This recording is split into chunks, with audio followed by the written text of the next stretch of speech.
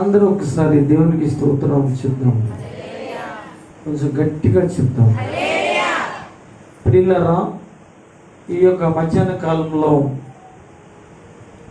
దేవుని వాక్యంలోనికి నేను వెళ్తుండగా ఆ మాటలు మీరు చాలా జాగ్రత్తగా వినాలని ప్రభువు పేరట మీకు తెలియజేస్తున్నాను. బైబిల్ గ్రంథంలో ఇద్దరు దైవజనులు ఉన్నారండి. ఎంతమంది దైవజనులు ఉన్నారు చెప్పాలి? విన్నారప్పుడు నేను చెప్పిన మాట. బైబిల్ గ్రంథంలో ఇద్దరు దైవజనులు ఉన్నారు. ఇద్దరే ఉన్నారా? చాలామంది దైవజనులు ఉన్నారు. అయితే ఇద్దరు దైవజనులు ఉన్నారు అన్న మాట ఇంటి చెప్పానండి. వాళ్ళిద్దరిని గురించి నేను చెప్తాను, దైవ సేవకుల గురించి. ఆ ఇద్దరు దైవజనులు ఉన్నారు. వాళ్ళని దైవజనులు అంటారా మీరు అనండి, లేక ఇద్దరు ప్రవక్తలు అంటారా అనండి. ప్రవక్తలు అన్నా పర్వాలేదు, దైవజనులు అన్నా పర్వాలేదు. ఇది పాత నిబంధనలో వారు మనకి కనబడతారు. అయితే ఈ ప్రవక్తలు అనబడినటి ఈ ఇద్దరు, లేక దైవజనులు అనబడినటి వీళ్ళిద్దరు కనపడతారు. అయితే వీళ్ళ పేర్లు మాత్రము దేవుడు రాయించలేదు. అందరూ స్తోత్రం చెప్పండి. ఏమండి? దేవుడు మాత్రం వీళ్ళ పేర్లను దేవుడు రాయించలేదు. కొంతమంది ప్రవక్తల పేర్లు, దైవ సేవకుల పేర్లు దేవుడు రాయించి ఉంచాడు. ఏలియా ప్రవక్త, ఎలీషా ప్రవక్త, యోషియా ప్రవక్త, ఎస్గేలు ప్రవక్త, ఇలాగా ఇంకా చాలామంది, మోషే ప్రవక్త, ఇలాగా కొంతమంది పేర్లు మనకి కనపడతారు. కొంతమంది మంచిగా దేవుని సేవ చేసినటువంటి ప్రవక్తలు మనకి కనపడతారు. అయితే మనకు కనపడకోకుండా ఉండని సేవకులు లేక ప్రవక్తలు కూడా, మరుగుపడిపోయినటువంటి సేవకులు ప్రవక్తలు కూడా ఉన్నారు. అయితే దేవుని బిడ్డలారా, ఇద్దరు దైవ సేవకులైన వారు ఉన్నారు. వారిద్దరిని గురించి నేను మాట్లాడాలని అనుకుంటున్నాను. చాలా క్లుప్తంగా వారి గురించి నేను మాట్లాడతాను. సాధ్యమైన మట్టికి మీకు వాక్యాలు చూపిస్తాను. ఒకవేళ చూపించలేదనుకోండి, నేను చెప్పుకుని వాడి గురించి వెళ్ళిపోతాను. మీరు అర్థం చేసుకోవడానికి ఇష్టపడండి. ఇద్దరు సేవకులు, మంచిదండి. ఇక్కడ ఇద్దరు సేవకులు లేక వాళ్ళని ఇద్దరు ప్రవక్తలు అని మీరు చెప్పుకున్న పర్వాలేదు, మంచిది. అయితే అందులో ఒక ప్రవక్త లేక సేవకుడు దేవుని మీద తిరుగుబాటు చేశాడు. దేవునికి స్తోత్రం చెప్పండి. ఎవరి మీద అండి? దేవుని మీద తిరుగుబాటు చేశాడు. అయితే వీళ్ళ గురించి చెప్పుకుంటే చాలా వింతగా ఉంటుందండి వీళ్ళిద్దరి గురించి. అయితే ఇది ఎప్పుడు జరిగిందండి? ఏ కాలంలో జరిగిందండి? ఏ రోజుల్లో జరిగిందండి? ఎలాంటి సందర్భంలో జరిగిందండి పాస్టర్ గారు అనంటే, ఇశ్రాయేలీలు 12 గోత్రాలు ఇడిపోక ముందు ఒక రాజు ఉండేవాడు. ఆ రాజు పేరు రెహబాము. ఏం పేరండి? ఏ బాము ఉండేది? జండు బామా? రెహబాము. దేవుని స్తోత్రం చెప్తాం. ఈ రెహబాము ఎవరు అంటే, దావీదు కుమారుడైన సొలొమోను రాజు యొక్క కుమారుడు. సొలొమోను అనేటువంటి ఈరోజు నేను రెహబాము అనేటువంటి వాడు సొలొమోను రాజు కుమారుడు. సొలొమోనుకి చాలామంది కొడుకులు ఉండేవారు. ఆ కొడుకుల్లో ఒకడైనబడినటువంటి రెహబాము. అతడు ఏం చేశాడో తెలుసంటే, ఇశ్రాయేలీలందరికీ రాజుగా పరిపాలన చేస్తున్నప్పుడు ఒక తిరుగుబాటు వచ్చిందండి.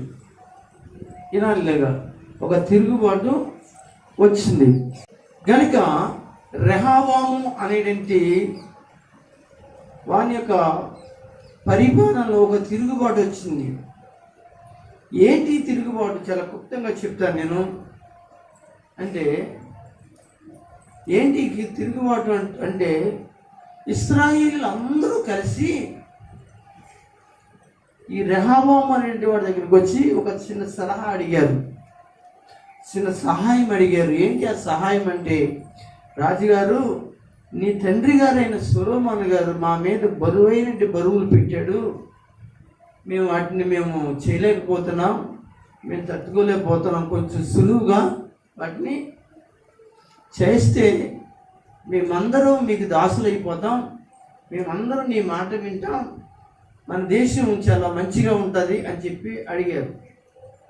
సరే, మీరు తర్వాత రండి, నేను మళ్ళా చెప్తాను అని చెప్పేసి తను అన్నాడు.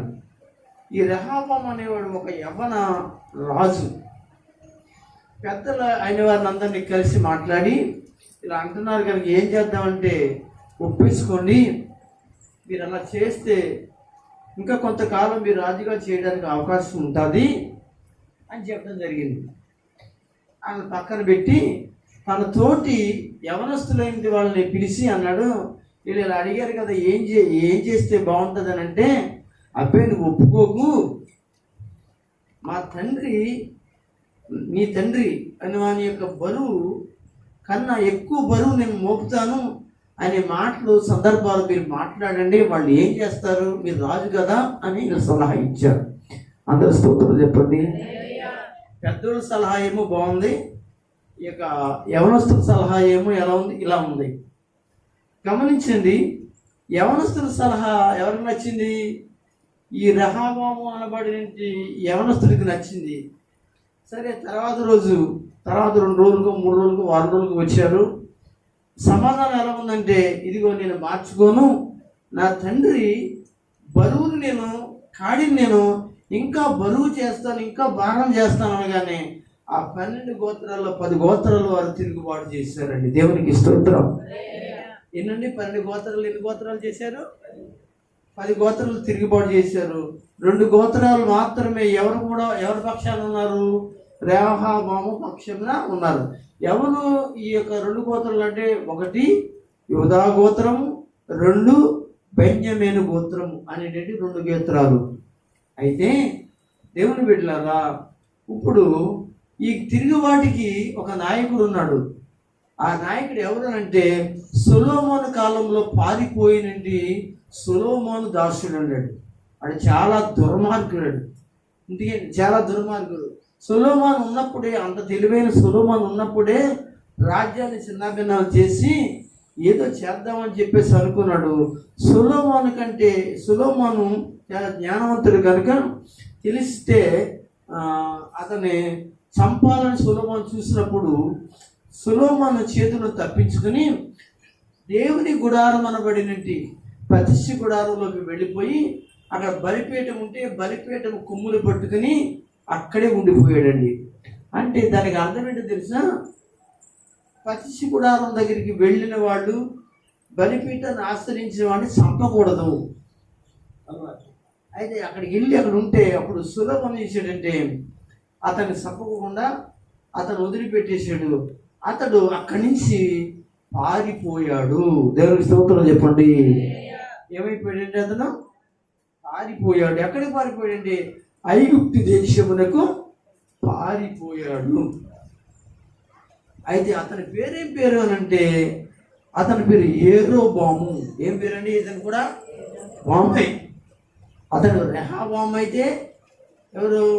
సొలొమోను కుమారుడు రెహబాము అయితే సొలొమోను దాసుడు అన్నవాడేమో రెహబాము, యెరోబాము అనమాట అండి. అయితే ఇతను వెళ్ళిపోయాడండి. ఓకే, ఇలా ఉంటుండగా ఏం జరిగిందంటే, తన కుమారుడు, ఎవరి కుమారుడు? సొలొమోను కుమారుడైన రెహబాము పరిపాలన చేస్తున్నప్పుడు ఏం జరిగిందంటే, 10 గోత్రాలు ఒక పక్షాన, 2 గోత్రాలు ఒక పక్షాన అయిపోతే ఈ సంగతి ఎవరికి తెలిసిందంటే, ఇదిగో యెరోబాము అనబడిన ఐగుప్తు దేశమునికి పారిపోయిన దుష్టుడికి తెలిస్తే అతను తిరిగి మళ్ళీ ఇశ్రాయేలు దేశమునికి కానాను దేశానికి వచ్చాడండి. అంటే ఎందుకు వచ్చాడు? మంచి చేయడానికి కాదు. ఎందుకు వచ్చాడంటే, మనము అందరం కలిపి ఒక నాయకుని ఎన్నుకుందాం అని చెప్పినప్పుడు ఎవరో ఎందుకు నువ్వే సరిపోతుందని చెప్పేసి అతను ఏం చేశారు, యెరోబోముని ఏం చేశారు, రాజుగా ఎన్నుకుని ఆ 10 గోత్రాల వాళ్ళు ఏం చేస్తున్నారంటే ఉన్నారన్నమాట అండి. ఈ 10 గోత్రాల వారికి ఏమో రాజేమో యెరోబోము అయితే 2 గోత్రాలకేమో రెహబాము రాజుగా ఉన్నాడు. ఇలాగా జరుగుతున్నటి పరిస్థితులు ఆ రోజులు జరుగుతున్నాయి, అలా నడుస్తూ ఉంటే ఏం జరిగిందో తెలుసండి. ఈ యొక్క యెరోబోము అన్నబడిన వాడు దుష్టుడు, దుష్ట ఆలోచన కలిగిన వాడు కనుక ఏం చేశాడో తెలుసంటే ఇశ్రాయేల్ అందరినీ కూడా అంటే 10 గోత్రాల వాళ్ళని పిలిచి వాళ్ళు ఒకవేళ పండగలకి, ఆరాధనకి, అనగా కూటాలకి, ఉత్సాహాలకి అని ఎక్కడికి వెళ్ళాలంటే యెరూషలేము వెళ్ళాలి. యెరూషలేము వెళ్ళాలి కనుక యెరూషలేము వెళ్ళాలి. వెళ్ళినప్పుడు ఒకసారి కాల్చుకో, యెరూషలేము వెళ్ళాలి కనుక యెరూషలేమునకు వెళ్ళినప్పుడు తిరిగి మునిపుడున్న రాజునే ఏం చేస్తారంటే మళ్ళీ వీళ్ళు కోరుకుంటారు కనుక కోరుకున్నప్పుడు మళ్ళా ఈ 10 గోత్రాల వారు ఉన్న 12 గోత్రాల వారితో కలిసిపోతాడు. తర్వాత రాజు నన్ను చంపేస్తారని కుయుక్తితో, కుట్రతో ఏం చేశాడంటే అతడు ఐగుప్తు దేశములో నుండి మిమ్మల్ని తీసుకొచ్చిన దేవుడు ఎవరో కాదని చెప్పేసి ఇశ్రాయేలు దేశంలో ఏం చేశాడంటే ఇశ్రాయేలు దేశంలో ఆ 10 గోత్రాలకి దాను అనేటువంటి ప్రాంతంలో ఒక దూడని, అలాగే బేతేలు అనబడిన ప్రాంతంలో ఏంటంటే ఒక దూడను, 2 దూడలను తయారు చేసి ఇదిగో మీ దేవుడని యెహోవా ఈ దూడలే మీకు కావాలంటే నిర్గమాకాండం చూడండి అని చెప్పి లేక కొన్ని వాక్యాలు ధర్మశాస్త్రాలు చూపించి వాళ్ళని నమ్మించి, ఎందుకంటే వాళ్ళు ప్రయాణం చేసి వచ్చినప్పుడు మరి ఆరోను ఇశ్రాయేలు దూడం చేసుకుని దాన్ని ఎదుటిగా ధ్యానం చేశారు కదా, ఇది చెప్పి మాయ మాటలు చెప్పి ఏం చేశాడంటే దాను అనేటువంటి ఆ పొలిమేరలోను అలాగే బేతేలు అనబడిన ఈ పొలిమేరలో 12 గోత్రాలు ఇశ్రాయేలుకి లక్షలాది మందిని అనగా అటు ఇటు వెళ్ళకోకుండా ఏం చేశాడంటే ఆ ప్రాంతంలో ఏం చేశాడంటే దూడలు పెట్టించి అక్కడ ఒక బలిపీఠాలు కట్టించి అనగా దూడలను, మేకలను, అనగా పావురాయలను అర్పించడం జరుగుతుంది. గట్టిగా స్తోత్రం చెప్పండి. ప్రియమైన దేవుని బిడ్డలారా, ఇలా జరుగుతుంది. ఇది ఎవరు చూశారంటే దేవుడైన ప్రభు చూశాడు. దేవునికి స్తోత్రం. దేవుడు ఏమనుకున్నాడు, ఎందుకు పనికిరాలంటే ఈ దుర్మార్గుడిని, పెంట కుప్పలో ఉన్న ఇతన్ని రాతిగా చేస్తే శివరాత్రికి వాళ్ళని ఎక్కడికి నడిపించాడో తెలిసింది, ఒక విగ్రహారాధనకి నడిపించాడు. ప్రియులారా గమనించండి, విగ్రహారాధన భయంకరమైన పాపం. గమనించండి, మీకు చెప్పేది అంటే విగ్రహారాధన భయంకరమైన పాపం. మీలో ఎవరైనా విగ్రహారాధన సంబంధించిన తాళ్ళు కానీ, తావిదులు కానీ, ఎంటుకలు కానీ, ఏవైనా మలతాళ్ళ టైపు కానీ, మెడలో తాళ్ళు కానీ, కాళ్ళకు తాళ్ళు కానీ కట్టించుకున్నారనుకోండి, అది భయంకరమైన పాపం. ఆ పాపం మిమ్మల్ని విడిచిపెట్టదు. అది విగ్రహారాధన సంబంధమైంది కనుక దయచేసి ఇలాంటి ఏవైనా మీ జీవితంలో కలిగి ఉన్నట్లయితే ఇప్పుడైనా మీరు ఏం చేస్తారంటే అటువంటి వాటిని తీసివేసి దూరంగా పాడివేయండి. ఆ విగ్రహారాధనకి దూరంగా మీరు ఉండాలని ప్రభు పేరిట మీకు ప్రేమతో హెచ్చరిస్తూ ఉన్నాను. దేవునికి స్తోత్రం. పిల్లలారా, ఇక్కడ ఏం జరిగింది అని అంటే ఈ విధంగా ఇలా జరుగుతున్నప్పుడు దేవుడైన ప్రభు అనగా ప్రేమించి ఒక రాజ్యాన్ని 10 గోత్రాలను ఇస్తే ఇతర విగ్రహారాధనలు నడిపించి వాళ్ళందరూ పాపం చేసేవారిగా చేస్తున్నాడు. ఇది చూసిన దేవుడు ఏం చేశాడంటే మరి వాళ్ళకి భయం కలిగించడానికి, ఒక అద్భుతమైన కార్యాన్ని చేయడానికి అక్కడికి ఒక ప్రవక్తని పంపించాడండి. అందరూ స్తోత్రం చెప్పండి. ఎవరిని పంపించాడు? ఒక ప్రవక్తని పంపించాడు. ఏమండి, ఆ ప్రవక్త పేరు మాత్రం చెప్పలేదు కానీ అతడు ఒక దైవజనుడు మాత్రమే, ఒక ప్రవక్త మాత్రమే కనుక. అయితే అతడు ఏమండి దేవుడు మాట్లాడితే ఎక్కడికి వెళ్ళాడంటే ఆ చోటికి వెళ్ళాడు. ఏ చోటికి వెళ్ళాడు? ఆ 10 గోత్రాలు ఉన్న చోటికి వెళ్ళాడు అండి. ఇతడు ఎక్కడికి వెళ్ళాడంటే తెలుసండి, 2 గోత్రాలు ఉన్న చోటు నుంచి ఎక్కడికి వెళ్ళాడు? 10 గోత్రాలు ఉన్న చోటికి వెళ్ళాడు. ఈ 2 గోత్రాలు వాళ్ళందరూ ఎవరో తెలుసు అంటే అనగా రెహబాము పరిపాలనలో ఉన్నది వారు అన్నమాట అండి. అక్కడి నుంచి యెహోవా ప్రవక్త, దేవుని ప్రవక్త ఎక్కడికి వెళ్ళాడంటే ఆ ఇశ్రాయేలీయులు పాపం చేస్తున్న ఆ ఇశ్రాయేలీయుల యొక్క మధ్యకి దేవుడు పంపించాడు. దేవునికి మహిమ కలుగును గాక. అయితే ఇశ్రాయేలీయుల్లో ప్రవక్తలు లేరా? ఏనండి ఇలాగా ఇశ్రాయేలీయుల్లో కూడా ప్రవక్తలు ఉన్నారు, సేవకులు ఉన్నారు. వాళ్ళతో పాటు బయలు సేవకులు ఉన్నారు, బయలు ప్రవక్తలు ఉన్నారు, వాళ్ళు కూడా ఉన్నారు. అయితే అక్కడ కూడా ఆ 10 గోత్రాలలో బేతేలు అనబడినటువంటి ప్రాంతంలో మరొక ప్రవక్త ఉన్నాడు. అతని పేరు కూడా రాయలేదు. అతను మాత్రం ఏమన్నారంటే ముసల ప్రవక్త అని మాత్రమే రాశాడు. ముసలోడు అంటే నా ప్రవక్త పేరు, ఆ ముసలోడు అంటండి. అందుకని ఆయన ప్రవక్తే కానీ ముసలోడు అయిపోయాడండి. అందరు కొడుకులు కూడా ఉన్నారు. అందరూ స్తోత్రం చెప్పండి. అయితే ఉన్నాడటండి. అయితే అక్కడ కూడా ఉన్నాడే కానీ యెహోవా ప్రవక్తే అతడు. కానీ యెహోవా ప్రవక్తే కానీ అతడు కొంతకాలము యెహోవా ప్రవచనాలు, దేవుని ప్రవచనాలు, దేవుని వాక్కులు చెప్పాడు. కానీ తర్వాత ఏం చేశాడంటే లోకంలో పడిపోయి ఏం చేశాడో తెలుసంటే అబద్ధాలు మాట్లాడడం, అబద్ధాలు ప్రవచించడం, అబద్ధాలు చెప్పడం మొదలుపెట్టాడు. ప్రియులారా, నేను చాలా క్లుప్తంగా చెప్తాను. అయితే ఇప్పుడు ఈ ప్రవక్త ఎక్కడికి వెళ్తున్నాడంటే ఇదిగో ఆ 10 గోత్రాలు ఉన్న చోటికి వెళ్తున్నాడు. ఏ ప్రవక్త అంటే యెహోవా ప్రవక్త. ఆ ప్రవక్త ఎక్కడున్నాడు అంటే యూదా దేశంలో ఉన్నాడు. దేవునికి స్తోత్రం, హల్లెలూయా. ఉన్నాడండి. అక్కడి నుంచి యూదా దేశంలో ఉన్నటువంటి ప్రవక్త ఇశ్రాయేలీయులకు 10 గోత్రాల మధ్యకి వెళ్ళాడు. వెళ్ళగానే అక్కడ యెరోబోము ఏం చేస్తాడంటే బలిపీఠం మీద నుంచి బలి అర్పించి ధూపాలు వేస్తూ మొదలెట్టాడండి. మొదలెడితే అప్పుడు ఈ ప్రవక్త అన్నాడు, రాజా నువ్వు చేస్తున్నది తప్పు, నువ్వు చేస్తున్నది పొరపాటు కనుక ఇప్పటికే నువ్వు చాలా తప్పు చేస్తావు అనగా దూడలను పెట్టి ఆరాధనలు చేస్తూ వాటిని బలి అర్పించి విగ్రహారాధన చేసేటట్లుగా నువ్వు చేస్తున్నావు కనుక కానీ నువ్వు అలా చేయకు అని చెప్పేసి గద్దించాడు. గద్దించి ఏం చేశాడో తెలుసా, నేను యెహోవా ప్రవక్తను కనుక ఈ సమయంలో ఇక్కడ కట్టబడి ఈ బలిపీఠాలకి ఒక సూచన చూపిస్తున్నాను.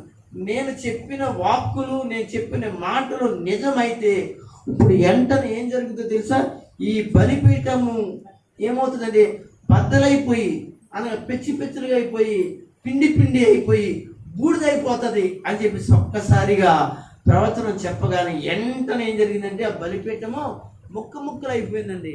ముక్కలు అయిపోయి చెక్కలు అయిపోయి ఉప్పు అయిపోయి ఒక పిండిలాగా అనగా అక్కడ పొడి మాత్రం మిగింది. ఇది చూసిన ఎవరని యెరోబోము చూసి ఏం చేశాడంటే వెంటనే తన చెయ్యి ఎత్తి ఏమన్నాడు తెలుసా, ఆ ప్రవక్తను పట్టుకుని చంపేయమని చెప్పి చెయ్యి పైకెత్తాడండి. ఎత్తగానే ఏం చేసింది తెలుసా, ఎత్తిన చెయ్యి ఎత్తినట్టుగానే అలాగ ఎండిపోయిందంటండి, కదలట్లేదటండి. అప్పుడు అందరూ చూసి ఆశ్చర్యపోయి ఈ రాజుగారు చెయ్యి ఇంకా తీసుకోలేకపోతున్నాడు, వెనక్కి తీసుకోలేకపోతున్నాడు, అలా ఉన్నాడు అనమాట అండి. ఇలాంటి పరిస్థితిలో ఉన్నట్టు ఇతడు చివరాఖరికి నిజంగా యెహోవా ప్రవక్తే, నిజమైన సేవకుడు అని తెలుసుకుని ఆ యొక్క వచ్చిన సేవకుడు, యూదా దేశం నుంచి వచ్చిన సేవకుడు ఎవరైతే ఉన్నాడో అతను అంటున్నాడు, దయచేసి నీ దేవుడైన యెహోవాకి నువ్వు ప్రార్థన చెయ్యి, నువ్వు మనం చెయ్యి, మరలా మామూలుగా నా చెయ్యి బాగోగినట్లు, నా చెయ్యి మళ్ళీ బాగోగినట్టు నువ్వేం చేస్తావంటే అనగా ప్రార్థన చేయగానే వెంటనే ఆ దైవ సేవకుడు ఏం చేశాడంటే ప్రార్థన చేశాడు. అందరు స్తోత్రం చెప్పండి.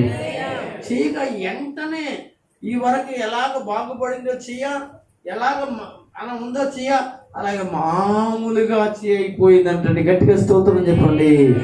హల్లెలూయా.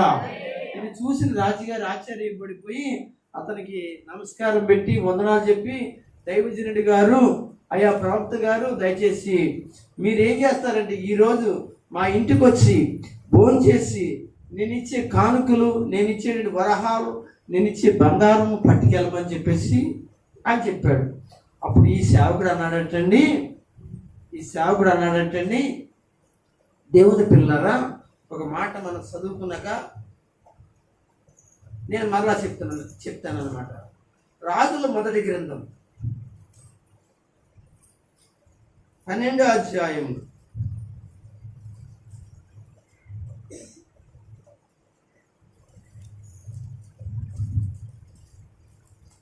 క్షమించండి, రాజులు ఎందుకు గ్రంథం అన్నాను? 13వ అధ్యాయం చదవండి, మొదటి వచనాన్ని చదవండి. కొంచెం గట్టిగా చదువు మళ్ళీ ఒకసారి.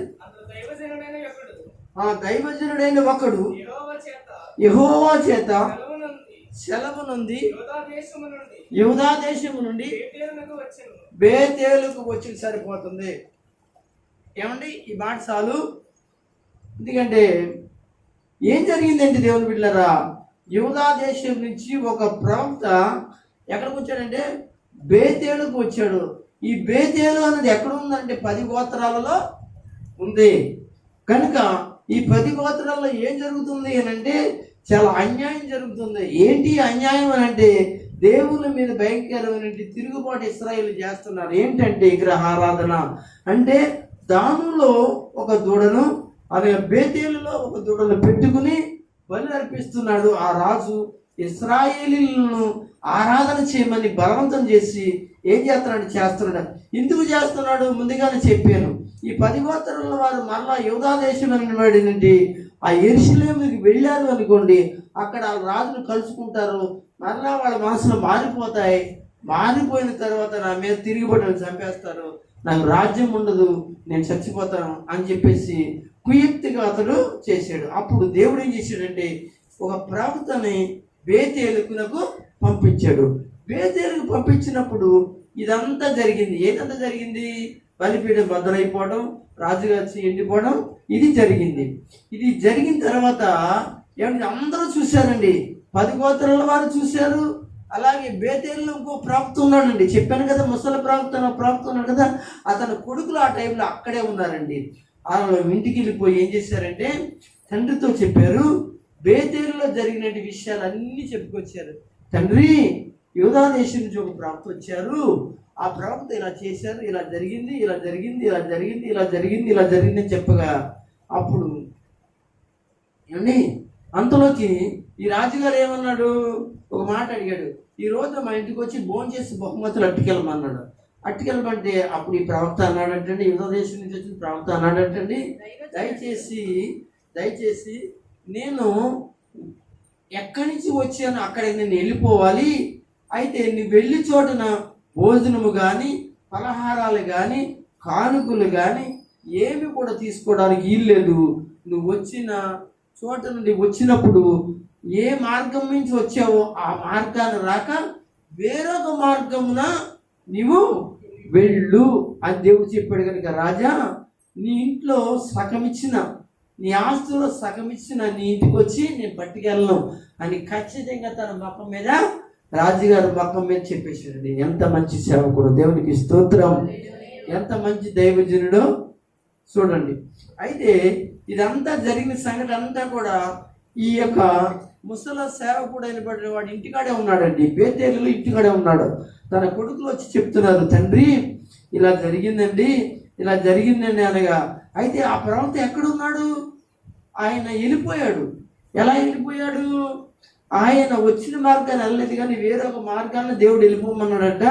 వేరొక మార్గాన్ని ఆయన వెళ్తున్నాడు. అందుకని ఆ కొడుకులతో అన్నాడు, అయ్యలారా, నాకు ఒక గాడిదని కంత కట్టి బండి కట్టండి, అతను ఎక్కడున్నాడో అతని దగ్గరికి వెళ్ళి అతనితో మాట్లాడొస్తానని చెప్పేసి ఆ ప్రవక్త, ఆ ముసలి ప్రవక్త ఒక బండి కట్టించుకుని ఆ బండి తోలుకుంటూ ఎక్కడికి వెళ్ళాడంటే అనగా బేతేలుకు వచ్చినట్టు అంటే యూదా దేశం నుంచి వచ్చినట్టు ఆ ప్రవక్తని కలుసుకోవడానికి వెళ్ళాడండి. వెళ్ళడానికి అతను ఒక వృక్షం కింద కూర్చున్నాడటండి. ఆ వృక్షం పేరే మస్తిక వృక్షము. అందరూ స్తోత్రం చెప్పండి. ఏ వృక్షం అన్నది? మస్తిక వృక్షము.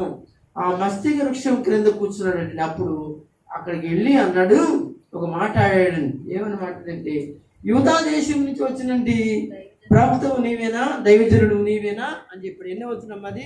13 అధ్యాయం ఎన్ని వచ్చిన అది అమ్మా? 14 వచ్చిన చదవండి ఒకళ్ళు. కూర్చుండగా చూసి యూదా దేశం నుండి వచ్చిన దైవజనుడు నీవేనా అని అడగగా అతడు నేనే.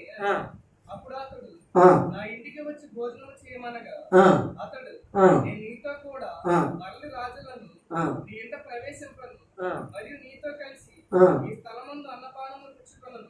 నీవు అతడు అన్నపానములు పుచ్చుకొనవద్దని, నీవు వచ్చిన మార్గమును పోవుటకు తిరిగి వద్దని యెహోవా వాక్కు నాకు సెలవాలని చెప్పాను. ఆగండి. ఇక్కడ రాజుగారితో చెప్పిన మాట ఎవరితో చెప్తున్నాడు? మళ్ళా మళ్ళీ మరొక దైవజనుడితో చెప్తాను. ఆయన దైవజనుడే, ప్రవక్తే. ఎందుకంటే దైవజనుల్లో మోసం చేసేటువంటి దైవ సేవకులు ఉన్నారు, మంచి సేవకులు ఉన్నారు. మంచి సేవకులు అనగా మోసం చేసే సేవకులకి మోసపోతారనే సంగతి కూడా బైబిల్లో ఉందండి. ఏమండి, అందరినీ నమ్మకూడదు సేవకుని. ఏ పాస్టర్ గారిని పడితే ఆ పాస్టర్ గారిని, ఏ సేవకుని పడితే ఆ సేవకుని మనం నమ్మకూడదు. కనుక దేవుని బిడ్డలారా గమనించండి. ఇతను వెళ్ళి ఏం చేస్తున్నాడంటే, రమ్మని అడుగుతున్నాడండి. రమ్మంటే రాజుగారికి చెప్పినట్లుగానే ఏం చెప్పాడంటే, దేవుడు నాతో చెప్పాడు, నేను మళ్ళీ వెళ్ళిపోవాలి, ఏ భోజనం చేయను, ఏం చేయను అని తను అని చెప్పగానే ఏం చెప్పాడో తెలుసండి, అబద్ధాలు చెప్పాడండి. ఏమని అబద్ధాలు చెప్పాడు అని అంటే, అక్కడ మనం చదువుకుందామా? అందుకు ఎన్న వచ్చినామా చెప్పండి. 18 వచ్చిన చదవండి. ఇక్కడ అందుకు నేను నీలాంటి ప్రవక్తని చెబుతా. నీలాంటి పాస్టర్ గారినే, నువ్వే పాస్టర్ గారు ఏం కాదు అని ఈనాడు పాస్టర్ గారు చెప్పే మాటలు అయితేనండి. చాలా మంది పాస్టర్ గారు బయలుదేరుతున్నారు. మీ పాస్టర్ గారే కాదు, నేను ఒక పాస్టర్ గారిని మిమ్మల్ని మోసం చేసేటువంటి 3 మంది ఉన్నారు, ఇళ్లలో దూరుతున్నారు. అనగా రకరకాల మాటలు మీకు చెప్తున్నారు. ఏమంటున్నారు ఏంటి? నీలాంటి ప్రవక్తనే, నీలాంటి సేవకుడినే, నీలాంటి పాస్టర్ గారిని, మీ పాస్టర్ గారు లాంటి పాస్టర్ గారిని, మీలాంటి పాస్టర్ గారు లేకపోతే ప్రార్థన చేసేవాడిని, ఇలాంటి సుల్లి చెప్పేటువంటి పాస్టర్ గారు అందరినీ చేర్చుకుంటారా, వాళ్ళతో ప్రార్థన చేయించుకుంటూ ఉంటారు వీళ్ళు. ఏమండి, జాగ్రత్త. ఇక్కడ ఏం జరిగిందంటే, అలాగే యూదా దేశం నుంచి వచ్చిన సేవకుడు కూడా అలాగే మోసపోయి ఏం చేశాడు, అక్కడికి వెళ్ళాడు కనుక శివరాత్రికి అతను చచ్చాడండి. కనుక ఎందుకో తెలుసండి, చాలా మంది అలాగే ఏం చేస్తారంటే, మోసమైన మాటలు నమ్మి ఏం చేస్తారంటే, ఆ మోసపించిన మాటలకి నమ్మి పడిపోయి జారిపోయి ఆత్మీయ జీవితంలో చచ్చిపోతారు. శారీరకంగా చచ్చిపోయినా కానీ ఆత్మీయంగా మాత్రం చచ్చిపోతారని మీకు నేను తెలియజేస్తున్నాను. అందరూ స్తోత్రం చెప్పండి. ఇక్కడ ఏమంటున్నాడు? 18 వచ్చిన చదవండి. నీలాంటి ప్రవక్తనే మరియు దేవదూత యొక్కడు యెహోవా చేత సెలవు పొంది అన్నపానములు పుచ్చుకొనుటకై అతనిని ఇంటికి తోడుకుని రమ్మని. ఒక దేవదూత నాకు కనపడింది. నాకు ఎప్పుడు దేవదూతలు కనపడతాయి, దేవుని వాక్కులు కనపడతాయి, దేవుడి మాటలు నాకు చెప్తాడు, దేవుడు మాట్లాడతాడు, నేను ప్రవచనాలు చెప్తాను, నేను దేవుని మాటలు చెప్తాను, దేవుని యొక్క వాక్యాలు నేనే చెప్తాను అని చెప్పేసి ఈ యొక్క యూదా దేశం నుంచి వచ్చినట్టు ప్రవక్తని మోసము కలిగిన మాటలు అబద్ధాలు చెప్తున్నాడు. అట్లా చదవండి. అతని ఇంటికి తోడుకుని రమ్మని నాతో చెప్పినని అతనితో అబద్ధమాడగా. గట్టిగా అందరు స్తోత్రం చెప్పండి. ఏమన్నా అందరు పాస్టర్ గారు మంచోళ్ళు అనుకుంటున్నారేమో. జాగ్రత్త. అబద్ధాలాడి మోసం చేసి వాళ్ళ జీవితాల కొరకు బ్రతికేటి పాస్టర్లు 3 మంది రోడ్ల మీద ఇళ్ళంతా తిరుగుతున్నారు. జాగ్రత్త. కనుక దేవుని బిడ్డలారా, కనుక వాళ్ళ యొక్క వాళ్ళ కుటుంబంలోంచి కానీ లేక ఆ కుటుంబాన్ని మరి ఆశించి అనగా కుటుంబాలను పాడు చేసి కుటుంబాలను దీవెనకరంగా చేయకోకుండా పాడు చేసేటువంటి ప్రవక్తలు దైవ సేవకులు చాలా మంది లేక మానలేదు. కానీ ఇక్కడ కూడా ఎలా ఉన్నాడంటే, అలాగే ఇతను ఏమన్నాడంటే ఈ మాట చెప్తున్నాడు, అబద్ధాలు చెప్తున్నాడండి. జాగ్రత్త దేవుని బిడ్డలారా. ఈరోజు నేను చెప్పే మాట కడవరి దినాలు. ఈ కడవరి దినాల్లో చాలా మంది బయలుదేరారండి. ఏమని బయలుదేరారు తెలుసా? మేము సేవకులమే, మేము పాస్టర్లమే, మాకు సంఘాలు ఉన్నాయి, మాకు ఇవి ఉన్నాయి, మాకు వాక్కులు ఉన్నాయి, మేము ట్రైనింగ్ అయ్యాము, మేము నేర్చుకున్నాము, మేము దేవుని వాక్యం చెప్తున్నాము, మేము 100 ఊర్లు తిరిగాము, 100 చోట్ల సాక్ష్యాలు చెప్పామని అబద్ధాలు చెప్పి ఏం చేస్తున్నారంటే, అనగా చాలా మంది కుటుంబాలను మోసం చేస్తానండి.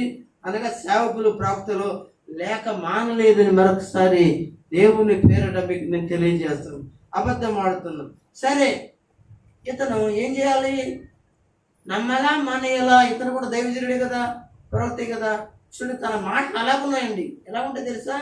దైవ సేవకులు అనగా మోసం చేసే దైవ సేవకులు మాట్లాడడం చాలా తీయగా, చాలా ఎంత ఎంత కమ్మగా ఉంటాయండి. తేనెకంటే మధురంగా ఉంటాయండి. అలాగే ఈ ప్రవక్త మంచి ప్రవక్త. ఆ ప్రవక్తని మోసం చేసి తీయని మాటల చేత వశపరుచుకుని తన ఇంటికి తీసుకుని వెళ్ళాడు. అందరూ స్తోత్రం చెప్పండి. వింటున్నారా దేవుని బిడ్డలారా? ఇతడు కూడా ఏమని దేవుని యొక్క మాటే కదా అని చెప్పేసి నమ్మేసి తన ఇంటికి వెళ్ళాడు. వెళ్ళగానే వెళ్ళగానే అతను కాళ్ళు చేతులు కడుక్కోవడానికి నీళ్ళు ఇచ్చాడు, భోజనానికి కూర్చున్నాడు. భోజనం చేయడానికి సిద్ధంగా ఉండగానే ఇతను ఆలోచించాలి, ఇదేంటి, దేవుడు నాతో చెప్పాడు కదా, నాతో మాట్లాడాడు కదా, తినొద్దు అన్నాడు కదా, మళ్ళా నేను తింటున్నాను అని మళ్ళీ మోకరించి ప్రార్థన చేసి, దేవుడా నన్ను తినమంటావా, ఇతన్ని పంపించావా, ఇతనికి వాక్కుని ఇచ్చావా, ఇతను నిజంగా మంచి ప్రవక్తైనా అని దేవుని అనడం మానేసి ఏం చేశాడో తెలుసా? అతను రమ్మనగానే తెయ్యమంట ఏంటండి వెళ్ళిపోయాడు కూడా. ఇంటికి వెళ్ళిపోయాడు. మంచి ఇంది చేశాడు. అక్కడ మొత్తానికి మేకను కోసాడు, గేదెలు కోసాడు, మొత్తానికి ఏదో దాన్ని కోసాడు, మంచి పలహారం పెట్టాడు. నేను భోజనం చేయడానికి కూర్చున్నాడండి. అక్కడ చదవండి కింద. అతడు తిరిగి అతనితో కూడా మరలేకపోయి అతని ఇంటి అన్నపాలను పుచ్చుకొనెను. వారు భోజనము చేయుచుండగా అతని వెనుకకు తోడుకుని వచ్చిన. చూడండి ఇక్కడ వాక్యం నేను ముగించేస్తాను. చూడండి మరొకసారి చదవండి. అది ఆ మాట. చేయుచుండగా అతని వెనుకకు తోడుకుని వచ్చిన అతను తీసుకొచ్చినట్టు ప్రవక్త ఏం చేశాడంటే, భోజనం చేస్తున్నావాడిని రెక్కటిని బయటికి తీసుకుని వచ్చి వెనక్కి తీసుకొచ్చి ఏం చెప్తున్నాడో తెలుసా? ఆ ప్రవక్తతో అంటున్నాడు, ఆ ప్రవక్తతో ఈ ప్రవక్త చెబుతున్నాడు, ఈ ముసలి ప్రవక్త చెబుతున్నాడు. మళ్ళా అది దేవుడు ఇప్పుడు మాట్లాడుతున్నాడు, ఈ ముసలి ప్రవక్తతో నిజంగా మాట్లాడుతున్నాడు. అంతటా అతడు యూదా దేశం నుండి వచ్చిన దైవజనుని పిలిచి యెహోవా ఇలాగ ఆజ్ఞాపించుచున్నాడు. దేవుడు ఇలా చెప్తున్నాడు, నీ దేవుడని యెహోవా నీకు ఆజ్ఞాపించిన దాన్ని గైకొనక, నీ యొక్క దేవుడు చెప్పింది వినక, ఆయన సెలవిచ్చిన నోటి మాట మీద తిరుగుబడి దేవుని స్తోత్రం. దేవుని మీద ఏం చేశాడంటండి ఇతను? ఎవరో మంచి ప్రవక్త దేవుని మీద తిరుగుబాటు చేశాడంటండి. అందరూ గట్టిగా స్తోత్రం చెప్పండి.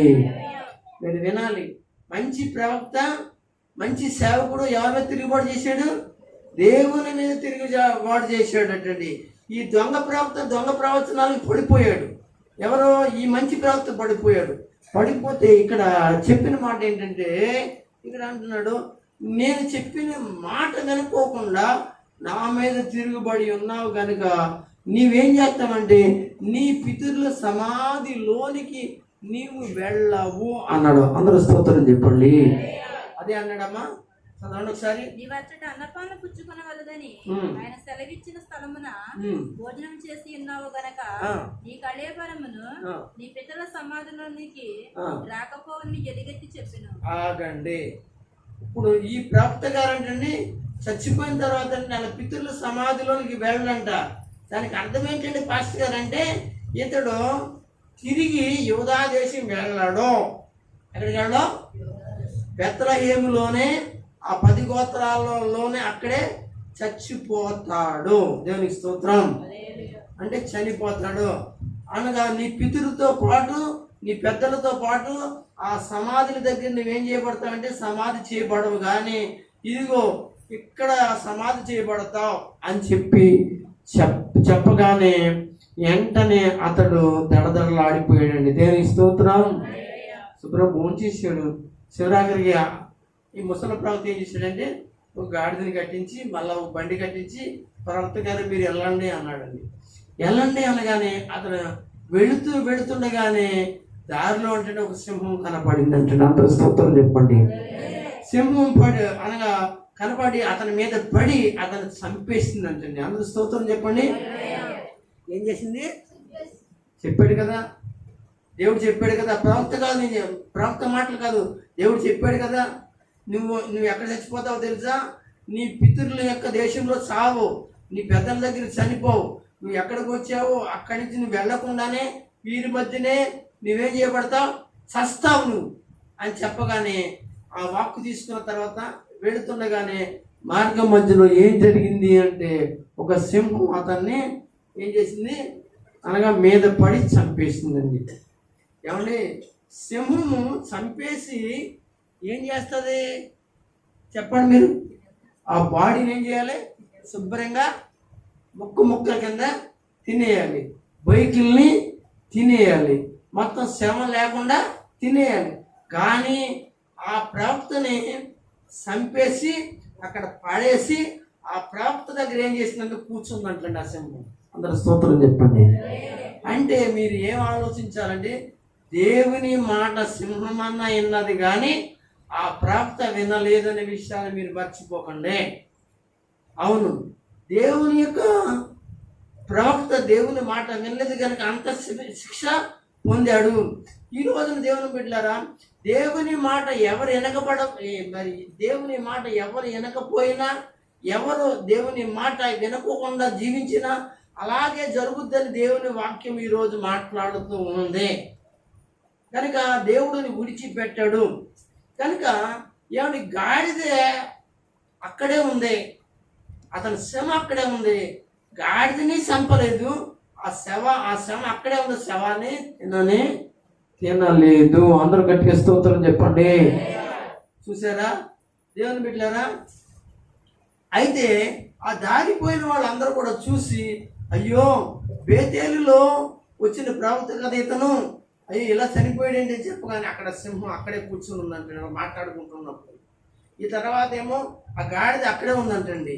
ఇలా వీళ్ళు విన్న తర్వాత ఇది ఊళ్ళోకి వెళ్ళిపోయిన తర్వాత బేతేలు ఉన్న ప్రవక్త దగ్గరికి వెళ్ళి అయ్యా మీ ఇంటికి వచ్చిన ప్రవక్త అక్కడ దారిలో చనిపోయాడు అని చెప్పగానే అంటే నా ముసలి ప్రవక్త మరలా బండి కట్టుకుని అదే గాడిద కట్టుకుని వచ్చాడటండి.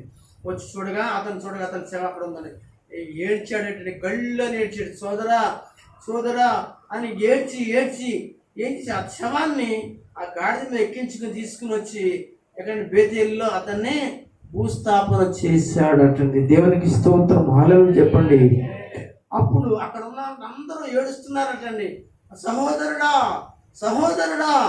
ఏంటి పరిస్థితి, ఇందుకు ఇలా జరిగింది అని ఎడవగానే ఆ యొక్క ముసల ప్రవక్త అన్నాడటండి, ఇతడు దేవుని మీద తిరుగుబాటు చేశాడు.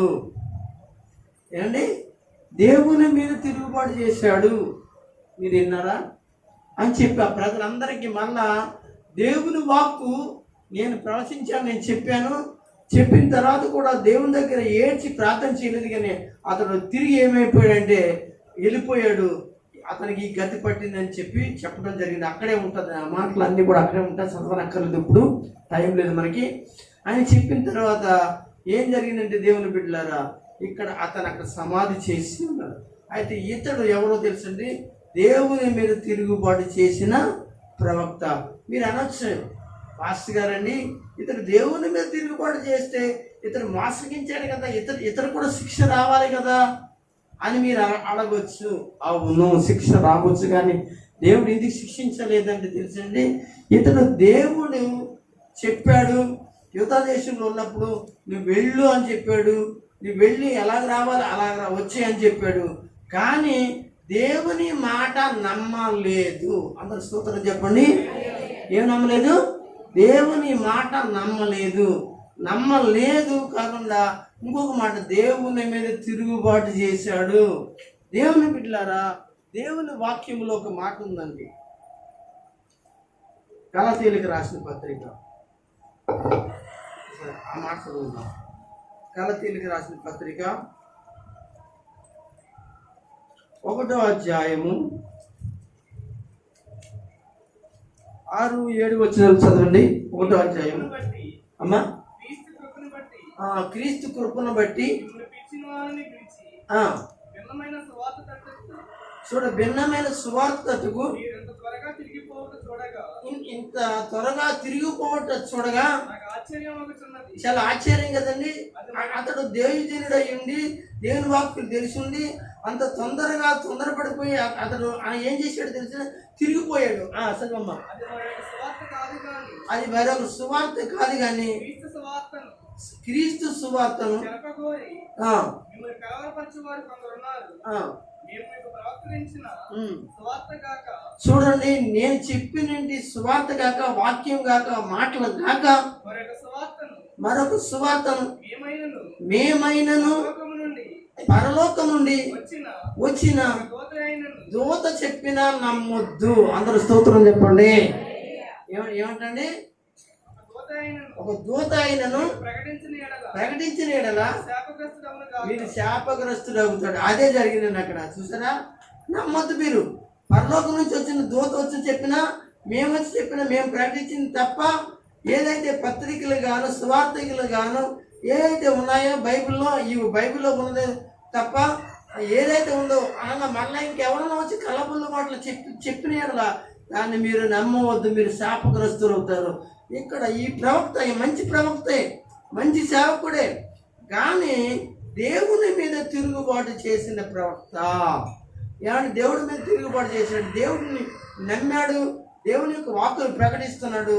ఇంకొక ప్రవక్త అతను అబద్ధాలు చెప్పాడు, అది నిజమో కాదని దేవుని అడగటం మానేసి, ప్రార్థన చేయడం మానేసి అతడు ఏం చేశాడో తెలుసండి, తన లబ్ధి కొరకు అనగా అతడు చెప్పిన మాటలు, లాలించిన మాటలు, లేకపోతే అనగా లోక సంబంధమైన మాటలు నమ్మేసి వెళ్ళి ఏం తెచ్చుకున్నాడు? తన మరణాన్ని తెచ్చుకున్నాడు.